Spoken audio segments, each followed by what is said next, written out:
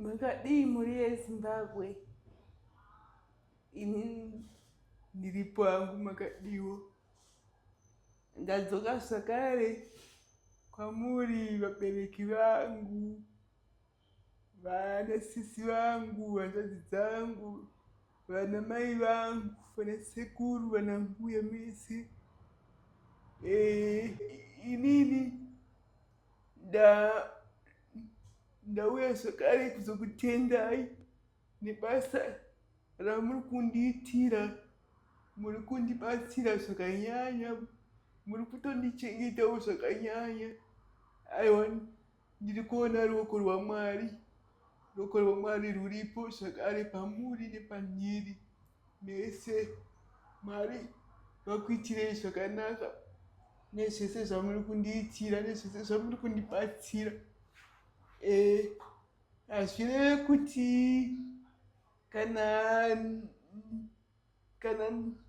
ndanyarara mandisiya, kwete, hatina kusiyana.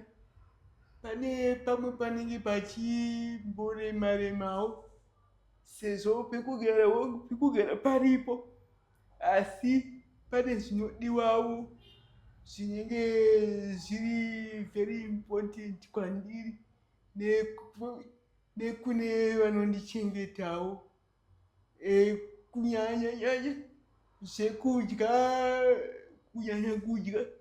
nezvekupfeka, uyezve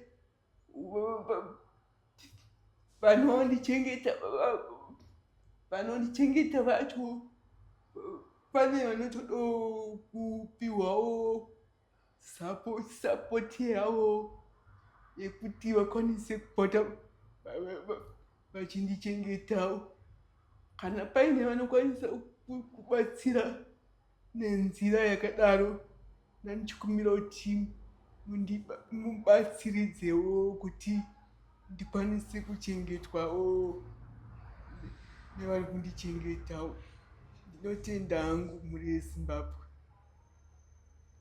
Alright. So kunoku ndekupikwa tiri naye Glory? Kunoku ndiri kuNyumarimba. Ndiri kuNyumarimba. Ndakatorwa namama Tuwe namama Neumba, ndivo vanhu vari kugara neni kuNyumarimba kunoku. Handidi? Aiwa, tinoda kuvatenda zvizhinji nerudo rwavakakuratidza. Handidi? Neniwo ndinovatenda futi vana mama vangu ivava. Aiwa, tinotenda. Saka rega titaure namama Nehumba. Mama Nehumba ndo vari paground. Handidi? Ndo vari paground. Ndo vari paground. Mama Nehumba, makasimba here mama? Makadiko uncle, makadii nyika yose yeZimbabwe, mativi mana ose enyika. Kwakadiwo kuNyumarimba? Aiwa, tiriko nayo mhandara yedu. Aiwa, tiri kufara zvedu, Mwari vari kutichengeta. Tinotenda. Mama, toda kuti titange pamashure bichana. Tichaziva kuti Glory takurukura naye but haasi kunzwa zvakanaka. Zuro rino makanga muri kuchipatara muchizama kuti agara anorapwa. Akarapwa zvake zvakanaka? Glory anga ari kuita dambudziko rekuteedza kwake. Anga achiti after every week odzokera zvakare ochiteedza. I mean, ndiri kureva menstrual period yake. Saka takaona namai Dhuve. Amai Dhuve akainsista kuti no, endai naye aonekwe kuti chii chiri kukonzeresa. Nokuti of course vamwe vakati shandisai zvakasiyana-siyana zvekubloka kuti zvisaitike. Asi takaenda kuchipatara kuitira kuti tiende tinonzwa kuti kozi yacho chiri kumboitisa ichocho chiri chii. Zvechokwadi takamukira, takaenda kumakuseni amarimwe zuro. Takaswera tiriko, akaitwa mascan, akaitwa matest emabloods nezvakawanda zvakaitwa. Takaswera the whole day tiriko Harare, takaenda kuHarare hospital. Saka maresults aiwa eblood ese akanzi ropa rake riri right, hapana chakaipa, asi dambudziko raGlory ndere mafibroids. Saka akanzi ane mafibroids ndo ari kukonzeresa that heavy flow nekuramba achingodzokera kuramba achiita flow. Saka tichivabvunzawo kuti saka dambudziko iroro rine mapedzero aringaite here, vakati hapana rimwe achatomboramba achidaro. Kupedza kwaro ioperation kuti abviswe mafibroids iwayo, but vakanyora mishonga havo yavakanyora yekuti tizotenga inomubatsira. Ndofunga kuitirawo blood, kuwedzera blood semunhu ari kuita loss yakawanda yeropa. Glory anoita chiveve, ruoko rwake urwu rwekuleft side anoita chiveve chese side iri, nepagotsi pake apa anonzwa pese pachiita chiveve. Saka vakatora BP vakaona kuti yange iri too low, saka vaiti even maybe nekusagadzikana kwemudumbu kwemafibroids ndo anogona kunge ari kukonzeresa izvozvo low blood pressure. Saka vane mishonga yavakatinyorera havo kuti tigozotenga tigomupa. Kuroti pari kutodiwa mari yekuti mukwanise kutenga mishonga. Takaenda takaedzawo, takaita ma-x-rays, mabloods ega aitoda 185 because akaitwa 5 different tests vachida kunyatsoongorora ropa rake. Meno zvavaitarisa ndo vanoziva vana chiremba, nemaskani zvese tikabhadhara kuchipatarawo, plus sekuziva kwenyu Glory haagone kufamba kana tikwire kombi naye, takatoita zvokuita indrive kuendawo naye nepatantinapo ipapo. Toda kutenda maidhuve nesapoti yavo, ndo vakazotipa mari yekuti tikwanise kuita izvozvo, nokuti ndiri ndega inini handingazvikwanise. Asi ndoda kutendawo mumwe wangu maidhuve, my sister maidhuve, ndo vakatikwanisisa kuti tikwanise kuenda naGlory, kana even to insist kuti Glory ngaaende kunoonekwa. Saka tinongotenda. Saka taangosvikawo ipapo pamushonga apa ndo patanisati tatenga zvedu, asi zvimwe zvese takanga taita. Oresa mushonga muchitarisa ingangoda mari inosvika mari. Apa takutaurira kune vamwe vanogona kuti aiwa isusu toda kutenga medication yachona estimate. Pakanyorwa mishonga inenge mitatu, zvokuti pamwe tikaona $20 kana $30 maybe, I don't know, yemishonga. Kozoti mwedzi wapera, chazwa Glory achitaura kuti mwedzi wapera pane zvikwanisirwa. Pamba chona iyewo semunhu anenge achitoona kuti mama ari kushinga, vari kusagararawo kuti zviite. Plus iye zvino takatarisa nemwedzi wakunopera, dzimwe mari dzabuda over $200 yabuda muchitrai kumurapisa. Mari idzodzo. Expense yenyu yakatarisa naGlory, munga estimate, hatisi kuti ndiyoyo geche. Estimate mungati mari yayo, we understand kuti pane vanomuchengeta, vanotoda kubhadhara. Next week vanenge vakatotarisana nemi. Chokwadi. Plus one zvimwe zvingadiwa. Yeah. Glory ane special needs ake. Ekuti malinen anoda kuti kana akarara pane anzi linen liner kudi, zvinozikanwa nevo vanoziva zveutano, kuti anowaridzirwa izvozvo. Anoda antiseptic kuti fange zvakaita sana Dettol nananiwo, kuitira kuti utachiwana. Unoziva munhu anofamba pasi nei, saka tichitira kuti asawane zvirwere kana kuti kana pane magerms or anything zvive zvinogadzirika, nemafuta ake nezvakangowandawo zvaanoda. Anodawo iwo madiapers, as I am saying, sezvandataura kuti anoita heavy flow, saka nenyaya yemapads zvakawanda sanitary zvekuti abatsirikane, zviripo zvakawanda zvaanoda Glory. kuti abatsirikane kuti aone kuita upenyu hwake huri comfortable semuvamwewo vese. Saka tingatarisa alright, we understand kuti haasi ega Glory panapa. Ndizvozvo. Vamwe vana futi vamunotarira panapa kuenderera dzamina. Roughly makatarisa and haasi ega futi achashandisa sanitary iyoyo kune vana futi vachida kuti vati kurei papezero. Roughly how much are you looking at? Why ndiri kudaro mama? Kuno mumwe munhu anogona kutongoti mama achitongopedza kuona